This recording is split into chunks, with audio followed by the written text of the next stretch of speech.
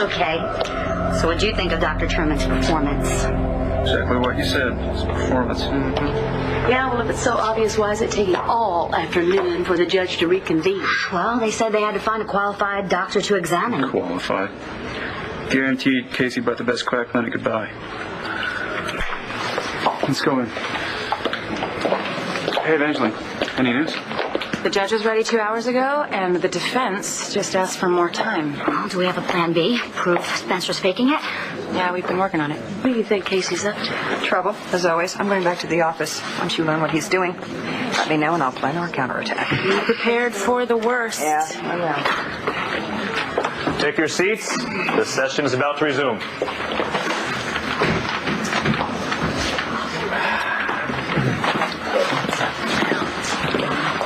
Oh, great. Sir Lawrence Olivier. All rise. Be seated. Mr. Casey, I am still holding you in contempt. Sanctions to be determined at the end of this trial. I understand, Your Honor. But I needed to show the court that Spencer Truman is not fit to stand trial. Can you prove it? I can. The defense would like to call its next witness, Dr. Marty Story.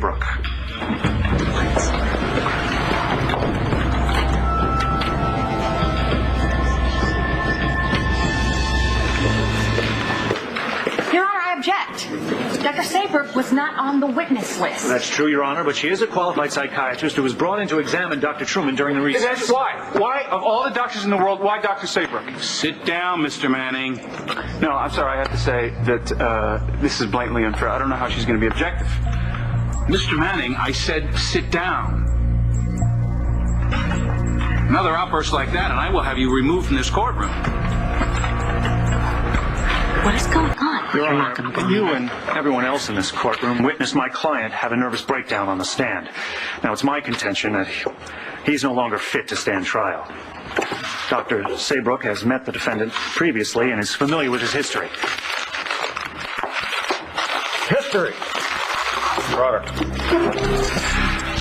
Spencer? Fraud is a witness. All right, I'm Dr. Spencer Truman, a very esteemed surgeon and very important member of this community. I'm not crazy. Spencer. I am a murderer, and I'm trying to prove my innocence. Now. Sit down. Sit down, sir. That was... I'm going to allow Dr. Saybrook to testify.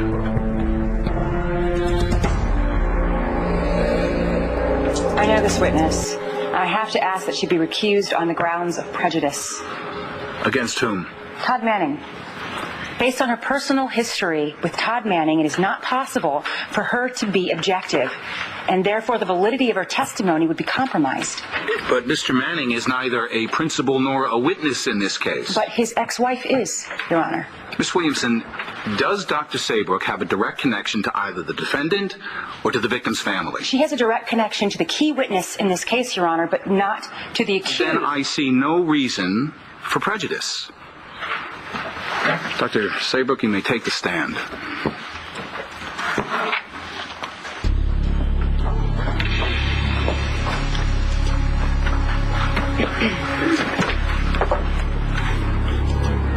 Raise your right hand. Do you swear to tell the whole truth, nothing but the truth, so help you God? I do. Dr. Saybrook, I understand you had the chance to examine Dr. Truman prior to his breakdown on the stand. I did. We had 6 sessions, enough for me to get a sense of his normal behavior. And you had the chance to examine him again this afternoon during the recess. Yes. Well, could you please tell the court, in your opinion, his current mental state? I found Dr. Truman highly delusional, out of touch with reality, with his surroundings. Is it correct to say that he was agitated? Extremely, yes. Well, then, given his extreme agitation, did you find it necessary to sedate him? I gave him a sedative. Now, would you say, Dr. Saybrook, that what we saw in court, what Dr. Truman experienced, was a full-blown psychotic episode? You could call it that, yes. Objection, Your Honor. I move that statement be stricken from the record. Sit down, Dr. Thank you very much. It's become quite obvious to me that Casey. my attorney has become quite smitten with the witness. Client to sit down and be so he can have it quiet. all to himself. Please.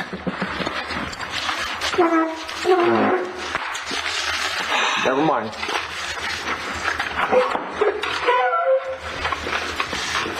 Dr. Saybrook, would you say that Dr. Truman's behavior just now,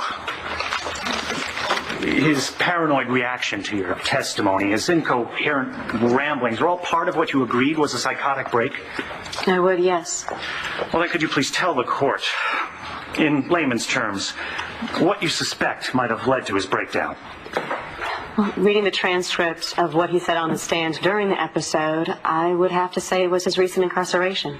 It was obviously a shock to his system, the solitude, claustrophobia, and humiliation. Anything else? Dr. Truman feels he's been betrayed by the woman he planned to marry, Blair Kramer, and more importantly by his mother. Both women have caused him a great deal of anguish. Objection? Conjecture? Your Honor, Ms. Kramer's testimony is a matter of record, and Dr. Saybrook's expert evaluation of my client's mental state is ordered by the court. Objection overruled. Proceed, Mr. Casey. Dr. Truman, as everyone well knows, is a prominent surgeon. I believe the kind of pressure he's been under, patients entrusting their very lives to him, has made him vulnerable to depression even before the arrest. In fact, he told me he has suffered severe mood swings throughout his life. And as I said before, for a man like him to be incarcerated would be psychologically debilitating, to say the least. And add to that his sense of betrayal, particularly by his mother, the recent loss of his son. It would all be too much for him. And to put it in layman's terms, as you suggested, he finally snapped. Then is it your expert opinion that Dr. Truman is mentally and emotionally unfit to stand trial? It is. Thank you. Oh, she is lying, Your Honor. He is faking it, and Marty Saybrook is lying through her teeth.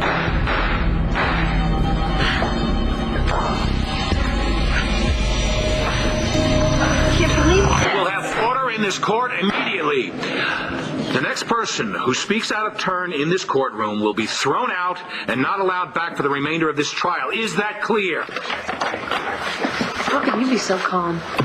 You make a scene, you get tossed. Miss Williamson, do you have any questions for this witness? I do. Please proceed. Your Honor. Thank you. Hello, Dr. Saybrook. Several weeks ago, the court appointed you to do a psychiatric evaluation of Dr. Truman. Is that correct? Yes. And as stated in earlier testimony, you did 6 sessions with Dr. Truman? I did. Dr. Saybrook, have you ever known a patient, either yours or a colleague's, to fake a mental breakdown? I've heard of it, yes. But has it ever happened to you with one of your patients? No. As far as you know. Excuse me? Well, I mean, if someone was good at faking, you couldn't know. Objection. What's the point? I assure you there is a point, Your Honor, if the court would allow me a little leeway. Overruled. Proceed, Miss Williamson. Thank you, Your Honor. So, Dr. Saybrook, could you at least concede that it's possible that you had a patient that was faking a mental breakdown and you didn't know it? I suppose. Then I believe it's also fair to conclude that Dr. Truman could be faking this mental breakdown. I'm a psychiatrist, Ms. Williamson. If a patient were faking a mental breakdown... I'm sure you want to believe that you would see through it, but let's face it. None of us are immune to deception. I mean, brilliant actors convince us all the time that they're actually crying, or they're laughing, or they're emotionally breaking down, and we're very moved, but we know they're just acting. The defendant has ongoing psychological problems. Unless he's a very good actor. And Dr. Truman fooled a lot of people in this town, a lot of very smart people, for a very long time. Thank you, Your Honor, but I believe I've made my point. But I will elucidate for the court. For Dr. Saybrook to draw absolute conclusions about Dr. Truman's mental stability or the lack thereof based upon what amounts to approximately 1 month of therapy before the alleged mental breakdown and only 1 session afterwards is presumptuous, if not downright ludicrous. and I reserve the right to recall this witness, and I request a recess so that I can arrange to have Dr. Truman evaluated by another psychiatrist. Dr. Saybrook, you're excused for now. This court will reconvene in the morning. In the meantime, the prisoner will be taken under a 24-hour suicide watch. All rise. All right, whoa, Judge, come back. No, that's it. I cannot believe that Spencer is trying to pull this. I'm not going to tell Michael. He's going to be furious. There's no way in hell.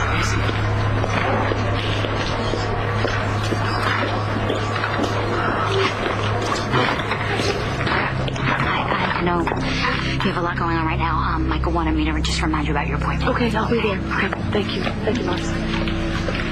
You don't have to keep lying, Maud. Shut up. Protect that nasty man. Shut up, Spencer. What are you doing? Bailiff, would you get this crazy man away from me? I'll protect him. Baker, You don't have to worry. shut up, Spencer. Marty, I'd like to have a word with you, please. I have nothing to say to Marty, you. don't you walk away. Marty, don't you walk away from me.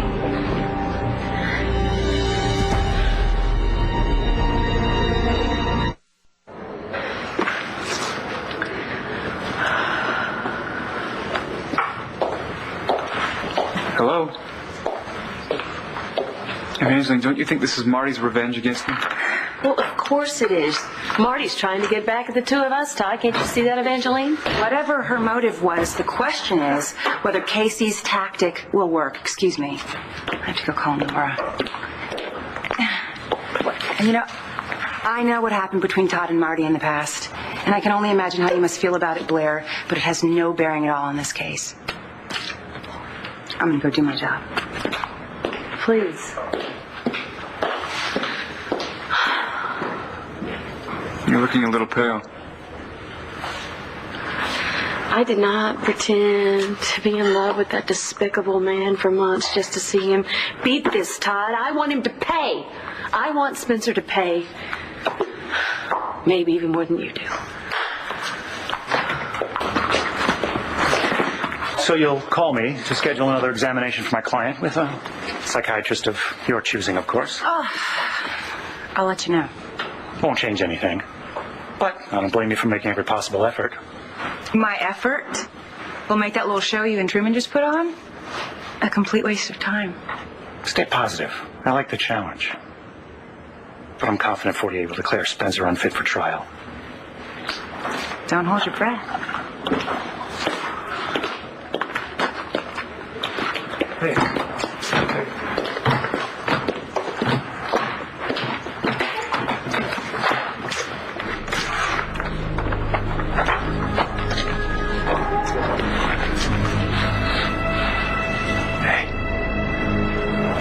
That's a nice job, dirtbag. Excuse me? This scheme of yours and Truman. That's a nice job. It's not going to work, though. Truman's going to fry. Don't hold your breath. Your client's in for the shock of his life, V. And he's not going to see it coming.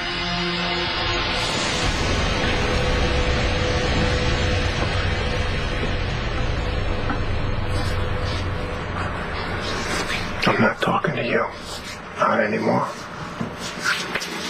You told him you thought I was nuts.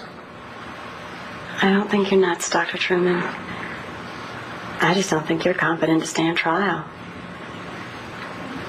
And just because I don't think you're competent, I still believe you could be guilty. So you're not on my side, then? I have nothing to do with deciding your fate. I'm here to help, that's all.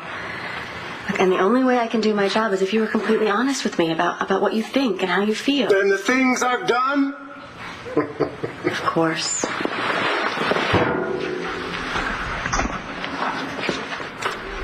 Listen to this, Doc.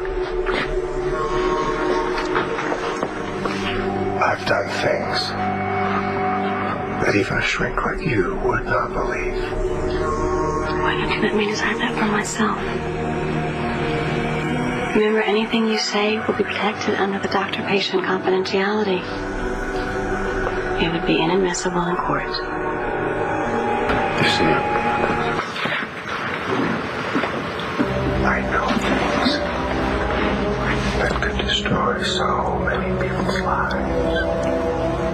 What kind of things?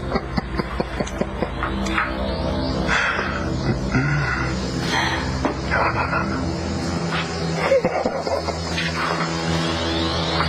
Wouldn't revealing your secrets be the best way to get back at the people who you believe are persecuting you? Maybe not. Maybe I'll tell you. Maybe I won't.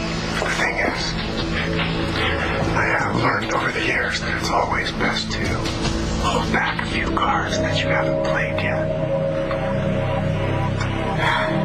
You need help, Spencer. I truly believe that. No, you don't. You just want to punish Todd and Blair. Don't you? It's not true. My personal feelings have nothing to do with this. Everything I ordered is ready to pick up. Terrific. Thanks. Hey, Todd. Hey. You're late. You missed the big show. Yeah, I know. Are you all right? Yeah, fine. Marcy told me about Marty Saybrook's testimony. Yeah, I'm not worried about it, though. Truman's going to get his one way or another. Really? Are you planning on taking care of him yourself? Is that it? It's not worth it. Excuse me.